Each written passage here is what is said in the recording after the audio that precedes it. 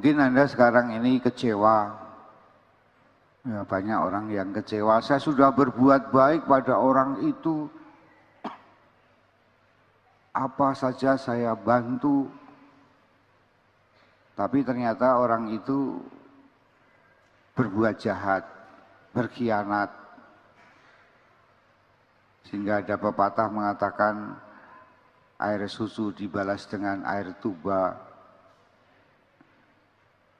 Apakah Anda kecewa? Anda marah? Itulah saatnya pemurnian kita. Bapak, Ibu, dan saudara sekalian, kalau Bapak, Ibu melihat mimbar ini dan mimbar yang di sana, mimbar ini terbuat dari bajak, luku, bahasa Jawa. Tahukah mengapa mimbar ini terbuat dari bajak? Banyak orang yang tidak ngeh bahwa ini terbuat dari bajak. Karena sesuai dengan ayat kitab suci hari ini, barang siapa memegang bajak, jangan lagi menoleh ke belakang.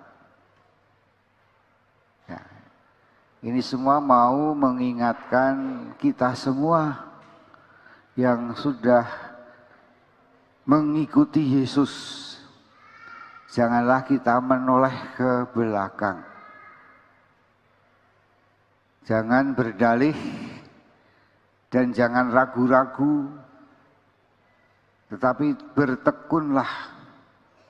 Apapun resikonya, apapun yang kita hadapi. Menarik sekali karena hari ini kita mendengar tentang bagaimana mengikuti Yesus. Elisa mengikuti Tuhan yang memanggil dia melalui Nabi Elia. Dia melemparkan jubah kepada Elisa, berarti dia mau supaya Elisa memakai jubah itu, menggantikannya sebagai seorang nabi. Bagaimana jawaban Elisa? Luar biasa. Dia sebagai seorang petani yang membajak tanah, dia menyembelih lembunya, memasaknya dengan tanur, dengan api. Dan kayunya adalah bajak. Ini gambaran dari kebulatan tekad dari Elisa, yaitu dia meninggalkan bajaknya dan meninggalkan lembunya, bahkan membakar dan memasaknya. Dia tidak menoleh lagi ke belakang. Dia dengan niat bulat. Bacaan kedua mengingatkan kita bahwa kita semua dipanggil menjadi orang-orang merdeka. Orang-orang yang merdeka adalah orang-orang yang sungguh mengikuti kehendak dari Roh Allah. Hidup dalam kekudusan, hidup dalam keabadian. Karena itu dia harus meninggalkan hidup kedagingan. Kita semua dipanggil untuk memenangkan Roh Allah di dalam diri kita. Untuk mengikuti kehendak Allah, ialah kehendak Roh yang digambarkan dengan hukum cinta kasih. Mengikuti keinginan daging berarti mencintai sesama, bukan mencintai dunia. Namun seringkali manusia masih mencintai dunia. Tanda dari mencintai dunia ini adalah bahwa orang masih hidup dalam ketakutan. Barang siapa takut, dia tidak sempurna dalam kasih. Karena kasih yang sempurna melenyapkan ketakutan. Barang siapa takut, dia tidak sempurna di dalam kasih. Mengapa ketakutan menjadi tanda bahwa kita belum hidup dalam kasih? Ketakutan itu isinya apa? Ya. Orang takut biasanya takut kehilangan. Kehilangan apa yang dianggap berharga. Entah itu barang, entah itu binatang, entah itu orang, entah itu jabatan, entah itu hidup. Orang takut mati karena takut kehilangan hidup. Orang takut kehilangan handphone karena hatinya melekat pada handphone. Tanpa handphone saya tidak bisa hidup, misalnya. Dan banyak melekat kepada sesuatu dunia ini, bukan melekat pada yang abadi. Kemelekatan inilah yang harus dihancurkan, sehingga kita menjadi orang-orang yang merdeka. Elisa tidak melekat lagi pada lembu dan bajaknya. Ya. Kita diingatkan waktu Columbus menemukan benua Amerika. Ya, Columbus itu mencari Indonesia, tapi dapatnya Indian. Jadi benua Amerika itu diberi nama Indian karena dikira Indonesia yang kaya raya dengan segala macam harta alamnya. Apa yang dilakukan oleh Columbus ketika dia menemukan benua itu? Dia membakar perahunya. Supaya apa? Supaya dia tidak kembali lagi. Ya, tidak kembali lagi ke asalnya. Seperti Elisa membakar lembu dan juga membakar bajaknya. Ini menarik. Ya, Bapak Ibu masih simpan pacar lama fotonya enggak? Kenangan-kenangannya. Dari pacar pertama mungkin sapu tangan, pacar kedua parfum, bakar itu. Ya, Bapak Ibu harus membakar karena sudah dimerdekakan oleh Tuhan untuk hidup bersama dengan pasanganmu hari ini. Ya. Jangan ada lagi kemelekatan kepada masa lalu. Kita harus membakarnya. Dan ini suatu simbol bahwa kita hidup ini harus tertuju kepada tujuan yang mulia, ialah keabadian. Kita suatu saat akan meninggalkan semuanya untuk bersatu dan abadi dengan Tuhan. Ya. Tuhan Yesus pada akhir hidupnya dia mengatakan, Bapa, ke dalam tanganmu aku serahkan rohku. Ya. Semuanya ditinggalkan demi kemerdekaan roh. Kita tidak lagi butuh semua yang ada di dunia ini. Karena kita akan sebagai roh bersatu dengan Tuhan. Maka janganlah tinggal dalam ketakutan, dalam kemelekatan. Kita masih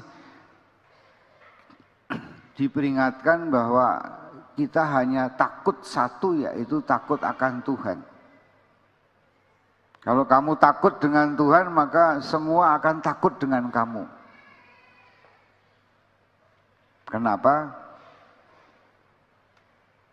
Karena semua tidak lagi dapat membuat kamu takut. Ya, tidak lagi dapat membuat kamu takut. Maka seolah-olah hidup ini adalah suatu ibadah, suatu penyembahan kita kepada yang ilahi. Hiduplah dalam roh dan kebenaran. Tibalah saatnya kita menyembah Tuhan dalam roh dan kebenaran. Kita tidak menyembah harta, kita tidak menyembah tahta, kita tidak menyembah harta duniawi, tetapi kita menyembah Allah. Dan kalau tujuan kita itu menyembah Tuhan, maka lantas kita tidak lagi goyah dengan tawaran-tawaran yang ada di dalam dunia ini. Dengan kehilangan-kehilangan di dalam dunia ini.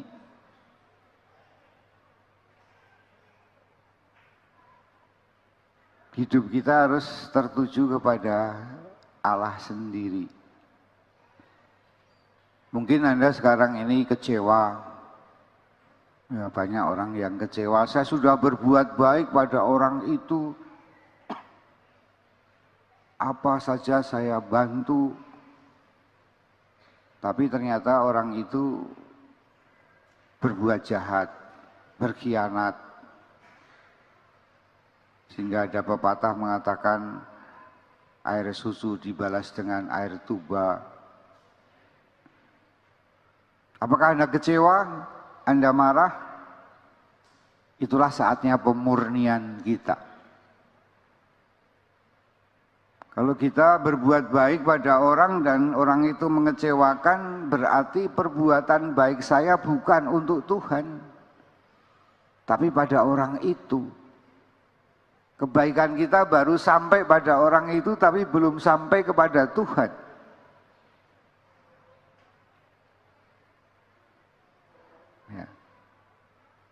Maka segala yang kita lakukan yang baik bukan untuk manusia saja, tetapi terutama ini adalah persembahanku kepada Tuhan.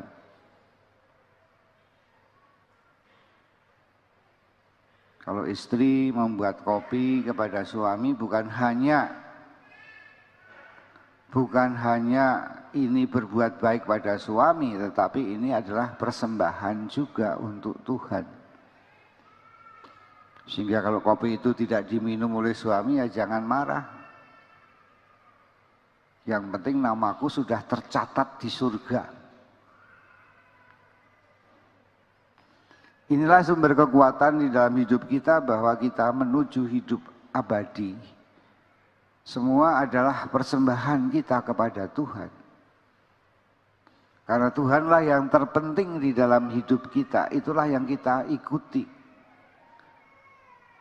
Barang siapa memegang bajak, jangan menoleh ke belakang. Kebaikan saya bukan untuk siapapun, sehingga tidak ada alasan-alasan untuk berdalih. Ya.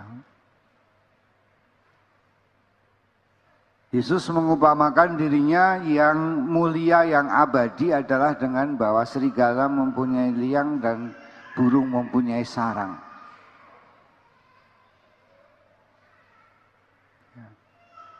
Tuhan tidak terikat kepada dunia ini karena dia abadi, dia mulia. Bapak, Ibu, dan saudara sekalian, kita semua sebagai orang-orang yang terpanggil hari ini, marilah kita semakin disadari dan menyadari kemana arah hidup kita bersama, mengikuti Tuhan. Menjadi orang-orang yang merdeka. Merdeka, tidak tergantung pada dunia, tidak melekat pada dunia, tapi kita semua melekat kepada Allah sendiri yang memanggil kita. kita dimerdekakan dari semua godaan tawaran dunia yang fana, yang bisa binasa. Dan berbahagialah kita karena kita telah memperoleh hidup yang kekal, hidup yang abadi. Harta yang tidak dapat dimakan ngengat dan karat dan rayap dan tidak dapat dicuri dan dirampok. Inilah kemerdekaan anak-anak Allah. Dan kemerdekaan inilah yang melepaskan kita dari semua ketakutan-ketakutan dunia ini. Kekecewaan-kekecewaan dunia ini. Hendaknya kebaikan kita senantiasa tertuju kepada Allah sendiri. Segala yang kita lakukan, lakukanlah untuk kemuliaan Allah. Segala yang kita lakukan, yang penting bahwa nama kita tercatat di surga. Entah apapun hasilnya, tetapi itulah yang menjadi tujuannya. Sehingga kita teguh ketika ada tawaran-tawaran, entah jabatan, tawaran-tawaran, entah itu yang cantik atau yang ganteng, itu tidak abadi. Dan kita tetap teguh. Barang siapa memegang bajak, jangan menoleh ke belakang. Barang siapa sudah mengikuti Kristus yang memerdekakan kamu, hendaklah kamu tekun. Karena ketekunan menimbulkan tahan uji, dan tahan uji tidak pernah mengecewakan. Kita berdiri menyatakan iman kita sebagai orang-orang merdeka.